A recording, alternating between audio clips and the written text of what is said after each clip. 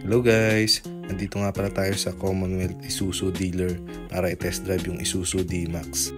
Ito yung 3.0 4x2 LSA automatic. Ito yung halos katapat ng Ford Ranger Sport natin guys. Nagkakahalaga ito ng 1,460,000. Ito pala yung una kong nagustuhan guys before lumabas yung bagong Ford Ranger Next Gen. Hindi ko kasi na-test drive to, so gusto ko siyang i-test drive ngayon para malaman ko kung sulit ba talaga yung ating Ford Ranger Next Gen compare sa Isuzu D-Max. May max power ito guys na 190 PS at 450 Nm of torque.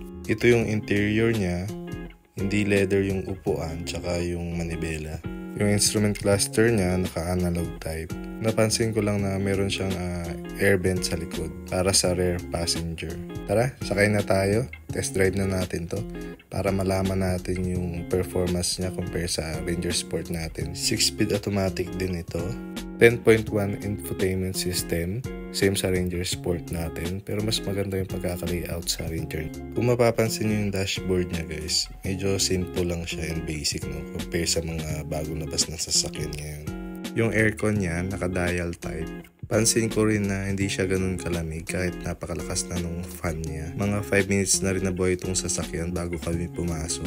Hindi ko alam kung dahil lang sa pang test drive itong sasakyan na to kaya mahina na yung aircon. Pero kung may mga Isuzu kayo na D-Max, comment down nyo nga below kung malamig yung aircon nyo. Kasi sa Ranger Sport natin, kahit naka 1 fan lang tapos nakaset siya sa 22 degrees Celsius, napakalamig na kahit walang rear air vent. Pansin ko yung suspension niya, maganda rin naman. Hindi naman siya matagtag. Malambot yung steering niya. So, tingnan natin mamaya pag maluwag na yung daan. So, medyo traffic kasi. Floor natin yung gas pedal mamaya para ma-compare natin sa performance ng Ranger Sport. Hindi pala siya naka-push start button. Sabi ni ate, yung top of the line lang nila yung naka-push start. Yung 4x4 LSE automatic. And napansin ko, may blind spot monitoring pala ito. Pero sabi ni ate, yung mga bagong labas ngayon, tinanggal na nila kasi nagkakaproblema sa chip. Top of the line na lang daw ang meron nito. Para sa akin, hindi naman ako fan ng blind spot monitoring. Iti-turn off ko lang din yun for sure kasi malilito lang ako. Mas okay pa sa akin yung mag-shoulder check. Or sana nilagyan na lang nila ng auto hold. Mas magagamit yun kapag traffic. Smooth naman yung transmission niya. Nag-floor tayo ng gas dito and yung performance niya comparable naman sa Ranger natin. Pansin ko lang na medyo mas planted yung Ranger kaysa sa D-Max. Itong D-Max medyo magaan yung, ewan ko, yung body niya siguro. Kasi yung Ranger natin talagang ramdam mo na planted yung sasakyan. Hindi ko alam kung mabigat yung Ranger eh. Kasi sa pinto pa lang, pag sarado mo sa Ranger, ang bigat.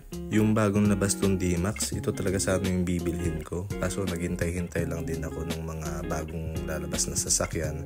Maganda talaga kung ma-test drive mo yung mga sasakyan. Ma-compare mo sila sa mga specs nila. Lalo na yung mga infotainment system nila. So compare sa Ranger natin, ang ganda ng layout ng infotainment system nila. Napakalinaw din nun. So, price difference nila sa Ranger Sport natin is 34,000. Sa Ranger, naka-leather ka na, naka-push start, auto rain sensing wiper, auto headlight. Hindi ko alam kung ilang airbag ito, pero sa Ranger natin, nasa 6 yata yun.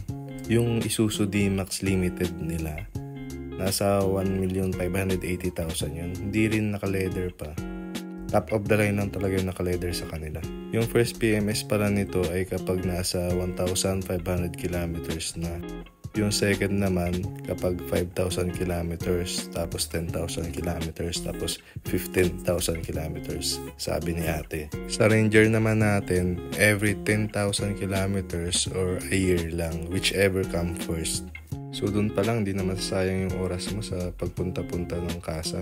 Kasi isang beses ka lang pupunta sa isang taon. Sa pag-change oil naman, naka-oil life monitoring yung Ranger natin. So electronically yun. Based siya sa use ng sasakyan. Ang alam ko, after nitong Isuzu D-Max, nag-update naman yung Nissan Caliber bago lumabas yung next gen.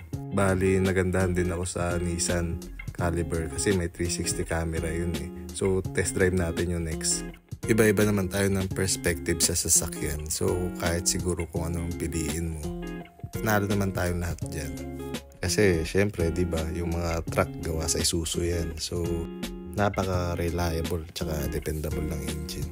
Tingnan naman natin yung top of the line nila na 4x4 3.0 LSE. Ang ganda ng color white talaga. Ito naman yung katapat ng Wildtrak, top of the line ng Ford. So guys, para sa akin, hindi tayo nagsisi sa pagpili kay Ford Ranger Sport. Maganda talaga yung Ranger. Next test drive natin, Nissan Caliber.